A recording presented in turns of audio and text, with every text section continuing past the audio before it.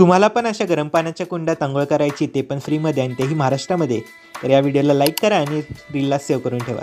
हाय, मी सिद्धेश आणि मी आज चाललो आहे माझ्या मित्रांसोबत महाराष्ट्रातील अशा गावात जिथे असे गरम पाण्याचे कुंड आहेत. सकाळचे 7 वाजताच गाड्या काढल्या आणि टाक्या फुल करून आम्ही निघालो.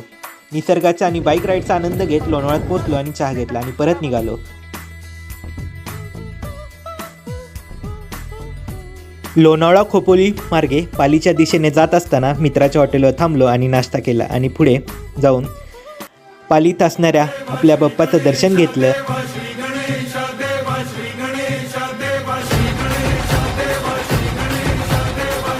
आणि पोचलो पालीपासून 5 किलोमीटर रायगड तालुक्यात असणाऱ्या उन्हेरे बुद्रुक गावात. ह्या गावात एकूण 3 कुंड आहेत. एक जेंट्ससाठी, एक लेडीजसाठी सेपरेट आणि एक बाहेरच्या बाजूला. इथं असणारे पाणी नॅचरली गरम असतं, पण ते कसं, हा प्रश्न मलाही पडला होता. या गावातील एका काकांना विचारल्यानंतर